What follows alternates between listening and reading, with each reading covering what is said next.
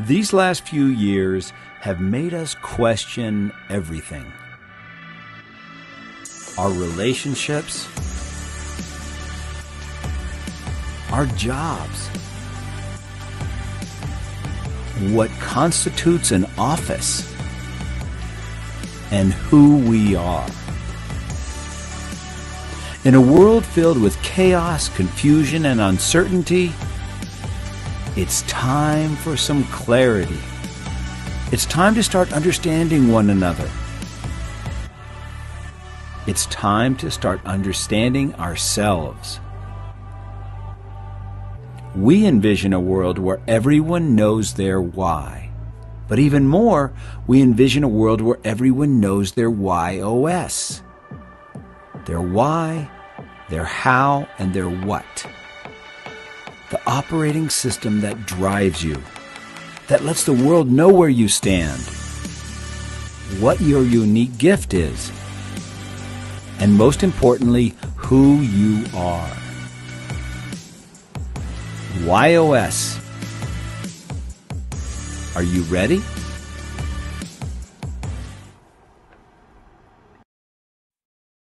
Hello, David, and welcome to Why Not Wednesday. Amazing. Thank you very much, and great to connect and great to be here with you today. Now, we are talking to you in the future, right? Because Australia is about, I want to say 4, 5 to 8, about 13, 14 hours ahead of us. So we're talking to you in the future, but we're going to be live on YouTube, on Facebook, and on LinkedIn. So really appreciate you getting up early and doing this with us today. Absolute pleasure. No, it's great. We made the time work. It's always a juggle across across the date line and international time zones, but it's great to connect and chat and share our experience with the YOS. Yeah, absolutely. So I want to introduce everyone to David Fish. David Fish is a globally recognized strategist, a business leader, and a record-breaking pilot. We're going to want to hear more about that, David. He works with leaders and business owners to help them set direction and unlock an inspiring ambition for their organization, creating alignment within and across teams, including their leadership teams, to bring out their full potential. And that sounds really cool. He is passionate about guiding teams to turn strategic thinking into action, aligning goals, roles, and ways of working with the executional discipline to get results. Man, that is a mouthful, David. Did I get it right? You did. Yep, sounds pretty good when I hear it back. Yeah, well, you've done a lot. We've been in conversations probably about a year and a half, right? When we first met, we met via LinkedIn, and I introduced you to the concept of why. And I think it was great that you were patient, David, because you waited till the YOS was launched, and now you don't have to do it manually. You get to share the YOS discovery with your clients. And so you're a recently certified YOS coach. Your why is to make sense of the complex and challenging. Your how is to find a better way, and your what is to simplify and make things simple and easy to understand. How does that fit for you? There's my why. There it is. Yeah. Beautifully brought to life, and it lives on the wall next to me, so I can always refer back to it and remind myself. Yeah. When we went through it, and certainly when we caught up and sort of dived into the discovery and got into the detail of it, it makes sense. I like to understand how things work. So you remember we talked a lot about the algorithm and the 13 years of research to get to this point, because I need to know how things work. That's in my makeup, and so makes sense. Absolutely made sense to me when that came through as the why. And then better way is very, very much core to what I do. I'm always looking to remove complexity off the basis of understanding how something works.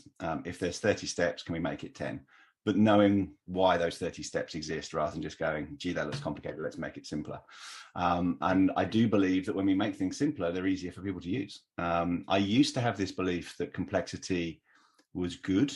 You could charge more when things were complex. You were smarter when things were complex. And now I'm completely the opposite. And I see value and I see utility in simplicity.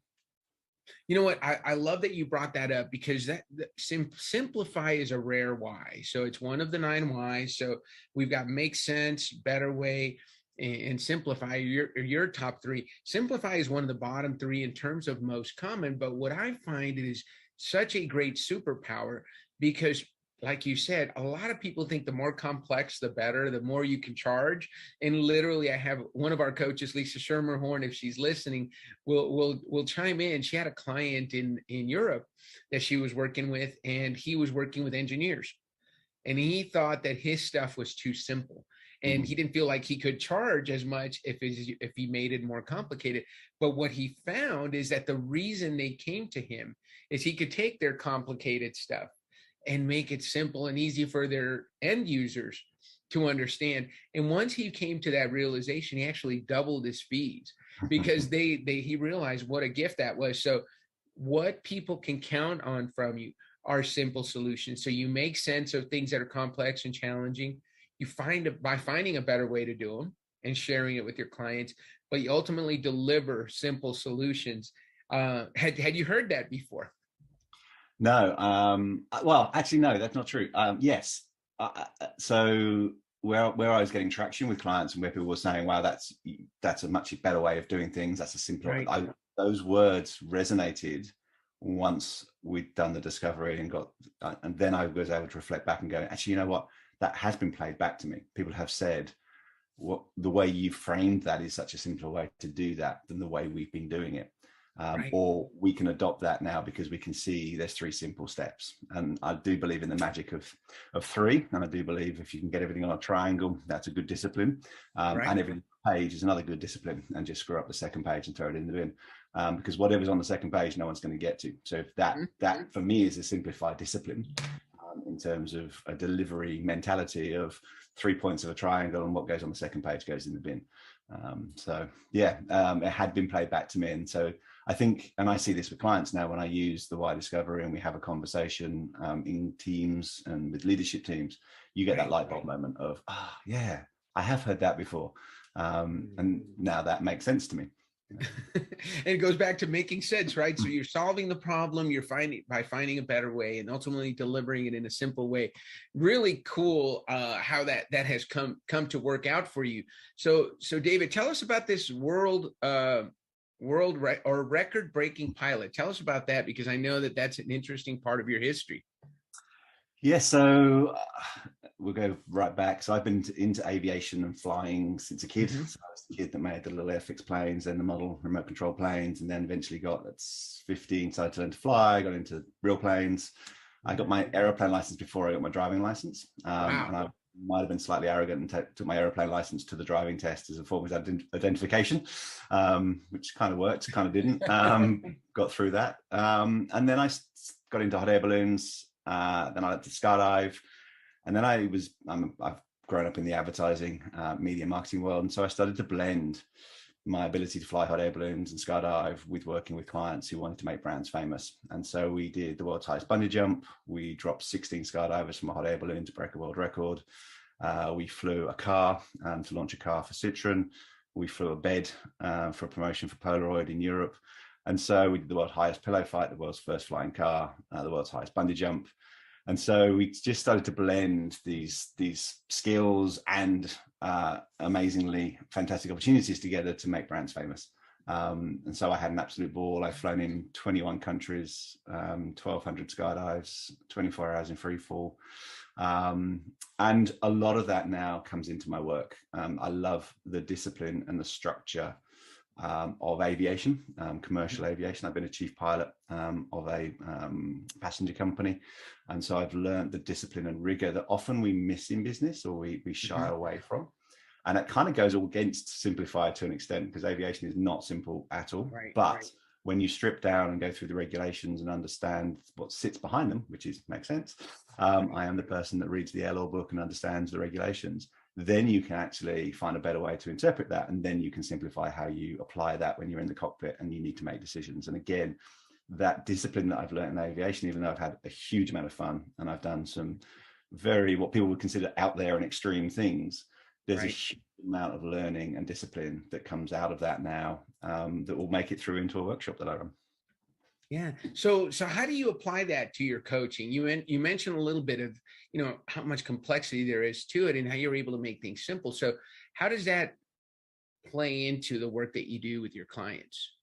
Often it's through an analogy or even a relatable experience. So for instance, in aviation, we talk about aviate, navigate, communicate. So if something is going wrong and you're under an extreme amount of pressure, the first thing you have to do is fly the airplane.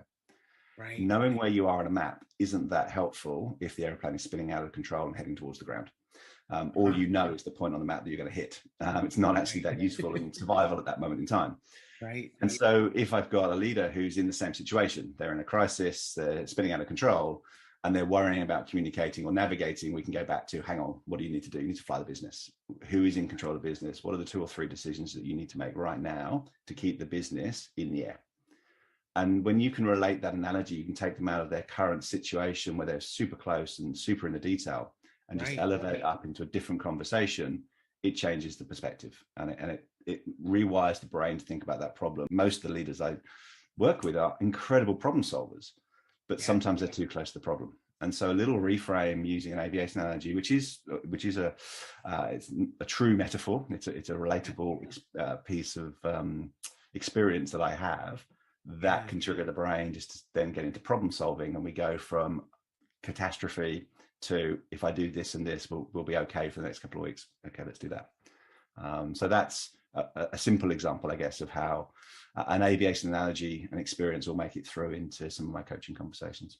No, and I really like the thought of, you know, getting up above the trees, right? Because so often business owners, entrepreneurs are so busy working in their business that they can't work on their business because they, like you said, they don't see the forest for the trees. But you elevate them, you say, hey, come on, let's look at this from a different perspective. And let's look at it. You can see everything that's going on in your business, but if you haven't had the time to step back and look at it, you don't get that perspective. I love that analogy, David, and I know it's been used before, but I love that you bring in that practical experience and that example of, if you're spinning out of control and into the ground, it's great to know where you are, but all you're going to know is where you're going to die, right? That's where you're going to crash. Now you can pinpoint that versus, hey, let's get control of this plane and let's survive and maybe land where we want to, not where we are. That's right, where gravity takes us. And I use a helicopter analogy. So a leader should operate in the helicopter, not in the weeds. So the helicopter gives you that perspective of the operation and the business. And actually strategy should be in the stratosphere. We should get into the spaceship to do strategy. Right. We should see the biggest possible picture that we can. And then we operate back in the helicopter. The minute you are down in the weeds, you're no longer leading. You're just farming. You're doing like everybody else is doing, and a leader should be above that. So helicopters are a good place for a leader to be, and you know, that's team leaders as well as business leaders. But then we need to step out of that space as well and go even higher. So strategy, when we're getting into vision and ambition and long-term planning, which has been sorely missing for the last couple of years as we've dealt with the pandemic and got into super short-term tactical thinking. We actually now need to get in the spaceship. We need to look at the earth. We need to look at the business environment. We need to look at the category and the categories around the category that we operate in from that absolute sort of extreme perspective, that super macro perspective, before we get back in the helicopter and start operating again. So what is, as you're talking about these issues, I'm trying to think, okay, who would David want to work with? So who are your ideal clients? Who is it that you love working with? So my ideal, I work in sort of mid to large size clients. So I go startups of 50, 100 people through to team sizes of 150, 200. I do work with some, size is a weird one. I always use size to describe types of business, but it's actually a leadership ethos. So I work with companies that can change, that want to change, that they know that they can grow, that there's opportunity, as opposed to companies that want coaching or facilitation or support, strategic support to tick a box. And I can sense that when I have a conversation with somebody. So size does play a factor in that. You know, the bigger the organization, often the more there'll be a budget just to be running some programs, to be doing some things. Right. I'm not interested in that. I have to work with people and groups of people. And I work up to 150 people in a team size, down to, as I say, groups of 2 or 3. And I'll typically work with I say leadership. Leadership can be functional leadership, so a marketing team, an operations team, a sales team, Right. through to executive leadership. And then all of my work is around strategy. So whether that's strategic leadership, connecting strategy to execution, which is where I use the why discovery quite a lot in team dynamics, or the strategic proposition of the business. So how is that business taking itself to market? So its proposition, how it positions itself in market, how it tells its story, and then how it presents that story. So a lot of work around strategic solution selling in presentations. I love that you said you want to work with companies that want to change, because as someone with the how of better way, you're going to come up with better ways of doing things. You're going to come up with, and you're going to want to share them with your clients. But if they don't want to change, you're going to be frustrated and they're going to be frustrated because you're going to be trying to change something that they don't want to change. So have you changed your messaging? I know I've had coaches come on and say, look, Simon Sinek talked about, if you tell people what you believe, you're going to attract people who believe what you believe. And so quite a few coaches, once they know their why operating system, they change their messaging and they put it out there. Hey, I believe in making sense of the complex and challenging. And how I do that is by finding better ways and sharing them with my clients. And ultimately what I bring are solutions that are simple and easy to implement. And what that'll do is attract people who are looking for that. Have you done that? Yes, I think I mentioned there, and when you talk to people, you get a feeling. And I think I use that language now. I will talk about a better way and simplify. And if the people I'm talking to aren't actually looking for a better way to do something, they're looking for just some activity to be in motion. Right. Or they actually believe in complexity, and they're looking for a consultant that's going to come in and create reams and reams of documentation to make things more complex, then they're not a client for me. And so I think what I sense when I talk to people is, do they lean in at that moment when we're talking about finding better ways, understanding how they do things, and then simplifying that so that people can adopt a 3-step process or find simpler solutions to move forward faster. You either get that lean in, yes, this is interesting, or you get that lean back, no, it's not. And that's a cue for me to go, this could be a really great client.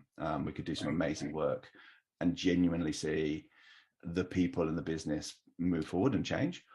Or no, this is a client that's looking for something different and I'm not the right fit. And that's okay. We can't all work with everybody. So we have to find our fit, and we have to find that relationship and know where you can make a difference. And you make that determination pretty early on, right? When you communicate it out. So you say you use your language even in that initial interview. Yes, absolutely. And often that'll be maybe even just a quick phone conversation. Someone's introduced me to someone, we're just catching up on the phone and having a quick chat or a Zoom call, and just getting a bit of FaceTime before we meet and sit down and start drawing things on napkins, because there's a lot of meetings still in the virtual world. And it's a great way just to do quick introductions, that quick 15 minutes, speed dating. Are we going to be a good fit before we commit an hour of our time and meet face to face? So often in that 15-minute speed dating call, we can both get a sense of, what do we want to take this further? And so I actually don't mind those 15-minute quick catch-ups. You get referred to somebody, they don't know me, I don't know them. We're literally speed dating. We're literally going, is there something in this that we want to explore further? And again, I'm super cool when there isn't, because we save a lot of time. And to your point, a lot of angst when you get into a relationship where you're trying to give something that someone doesn't want, or someone's wanting something that you're not giving. That's friction. And a lot of my work is about taking friction out of teams. And so I don't want to be part of the friction. I don't want to be in a relationship. You don't want to create friction in order to take the friction out of the team, right? That kind of goes against my whole ethos of the work I'm doing. So it's really important for me. And I think the YOS and understanding and using that, just bringing that language. And I don't even think about it now as being a tool that I use in that way, because it's just part of my bio, my setup, my conversation. Because I've become comfortable with that language. But it definitely forms part of that narrative up front to just establish that connection. So do you find that you're working with more of your ideal clients now that you're using that language, and less of those clients? Because we've all had that client that when they call, you look at the phone, you're like, gosh, I don't want to pick up because that's going to be a long conversation or a tough conversation. Do you find that you're finding more of those ideal clients sooner, working with them longer, and able to filter a little bit better? Yeah, I think we get there quicker. I think it's a more discerning approach to find that connection point earlier. So, and and even dig into it. So part of the work I do will be to walk into difficult situations or difficult conversations. And again, I do that with clients even in the early phases of onboarding them, which is confront the tension. If there is a tension in the conversation, if we're not quite connecting on something, then we should talk. So I'm sensing that I'm trying to get to here. It feels like you're trying to get to there. Is that what's going on? Because if it is, let's talk about it. Because if we're misaligned now, where will be a good time. So it enables, I think it enables a speeding up of the conversation and the connection to identify if there is a connection, if there is a gap in the connection, explore what that is, and then make that decision around do we move forward. Everyone's investing time. Let's put the money to one side. We're all investing time. The businesses are investing time to work with me. I'm investing time to work with them. And if we're wasting time, regardless of the financial side of it, none of us are getting out what we want, what we're putting in. And so I really value people's time, both in a meeting context, in terms of onboarding clients and new business. And I value the time I spend with them and the time they put in to do the work we do together. And so finding that connection, speeding through that process, making sure we are the right fit, we're doing the right work, we're on the right path together, we're removing tension, not creating tension. All of that's super important to me. I love what you said, because we all know time is a great equalizer. Doesn't matter how rich you are or how poor you are, we all only have 24 hours in a day. You cannot buy more time. You can buy more free time, but an hour spent is an hour spent, whether you spend it or your client spends it, or it's your butler, your cleaning lady. It doesn't matter, right? It's an hour it's the same for everyone.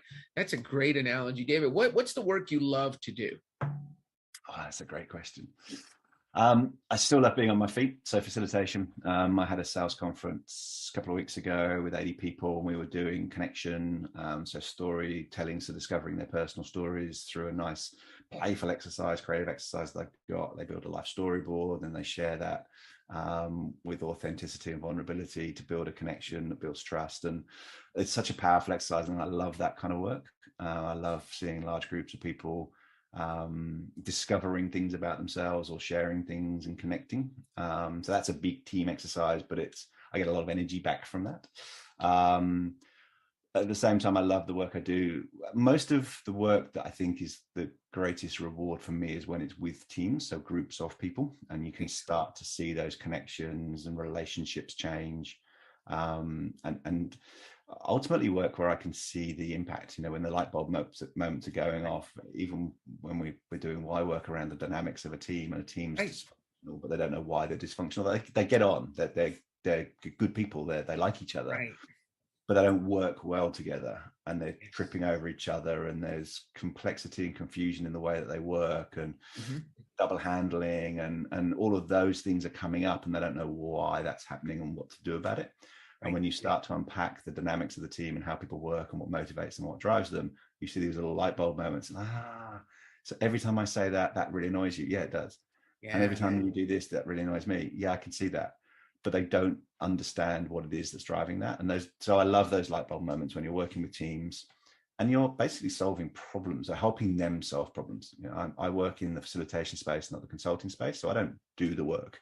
They do the work. My job's to help them do the work, knowing that they know the answers, but they don't know how to find the answer.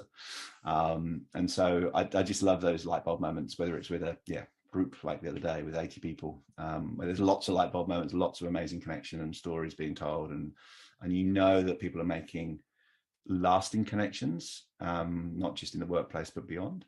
That's amazing. And then those team situations where you're starting to unravel big problems that is causing huge tension, but they don't know what to do about it. One of the things you mentioned, and it's it shows your maturity as a coach, is as a make sense person, you can solve problems fairly quickly. Things come to you easily, probably faster than most. And probably when you were younger, you were the guy that said, well, here's what you need to do. And I like what you talked about is now you help them do the work to get to where you probably know that's where they're going to go, but you have to let them come to that conclusion on their own. And that's just maturity and knowing yourself, right? 100%. And I don't know if you've heard the 3 listening styles. This really resonated with me: the listening to win, the listening to learn, and the listening to help.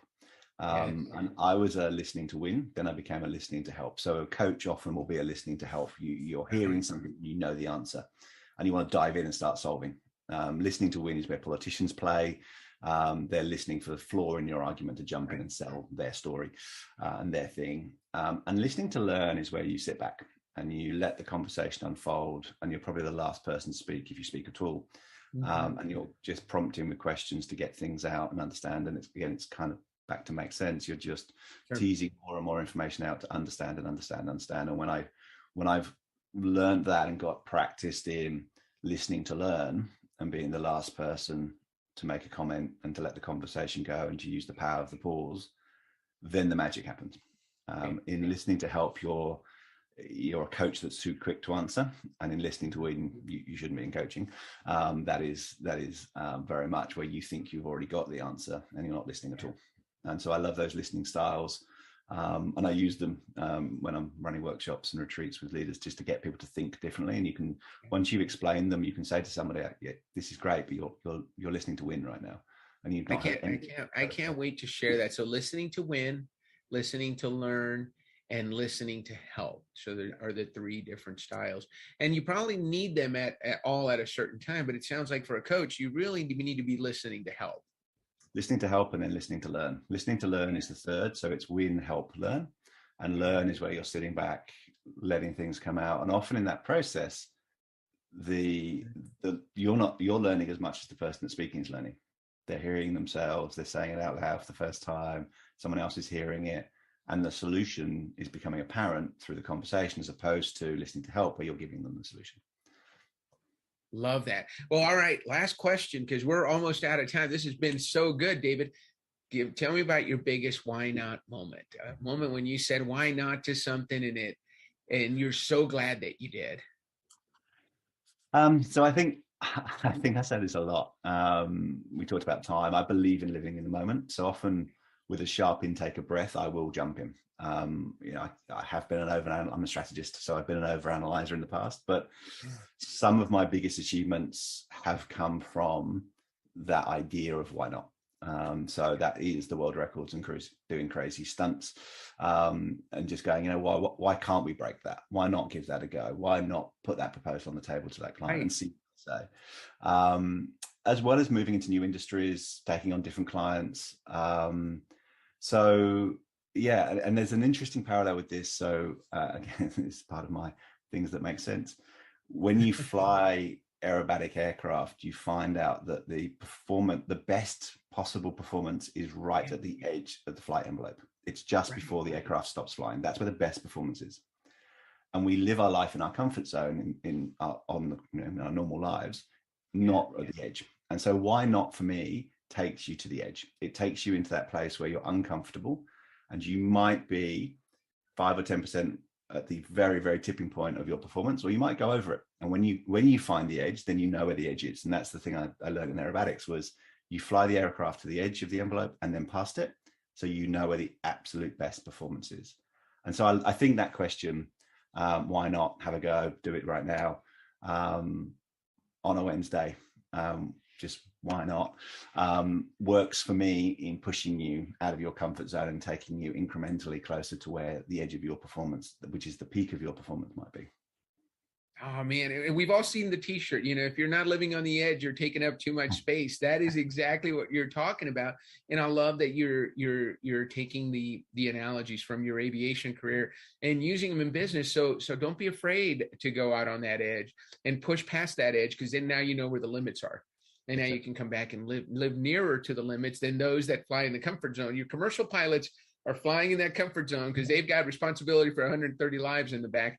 When you're flying aerobatic aircraft, it's you, right? So you can take those chances. And I love that. Great interview, David. We really are glad. Any parting words for our listeners? I think dive in. Everything we've talked about is about experience and having a go and pushing, and that to me was the why. To be honest, I took the why with a bit of a why not attitude. Why not give this a go? And I did the why, and then the why discovery, and then we caught up and expanded on that. And so yeah, I think use that question, why not, and play with the why and make it your own, and yeah, see what comes of it. I love that. Thank you so much, David. I look forward to talking to you again soon and welcoming you. I want to make sure and welcome you to the team all the way from the land down under, Australia.